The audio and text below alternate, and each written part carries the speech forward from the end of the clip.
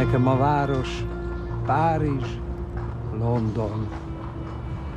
A szöveget magamban mondom, vidékre szólítva egy napra, száműzött lelkem nem akarja elfogadni e neandertájat, csak szorít, fenyeget és fájat.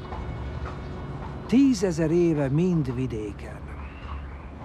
Homérosz korom óta érzem urbánus lelkem duzzogását, egy valót, s annak égimását.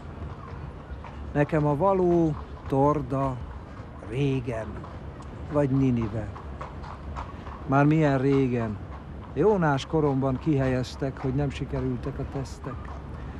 A bürokraták ráültek, engem csak Nagyenyedre küldtek.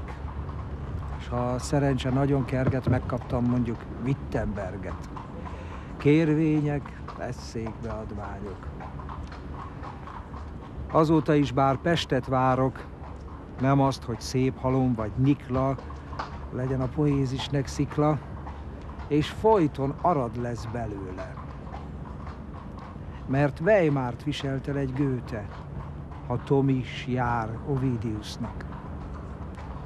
Bezzeg mások mindent megúsznak, vagy végül ők is kiüzetnek, vissza gyomraiba egy Cetnek, bugyraiba egy bő pokolnak, hol Dante módra meglakolnak, mint Hugo Viktor, Puskin Sándor. Vagy lesz belőlünk világvándor, vagy csücsülünk a puszta földön, mint 1000 kínai elődön. Így nem lehettünk Oscar Wilde-ok, csak pár alkalmi velszi bárdok. De békítgetni ezzel kár is. Nekem a város London, Párizs,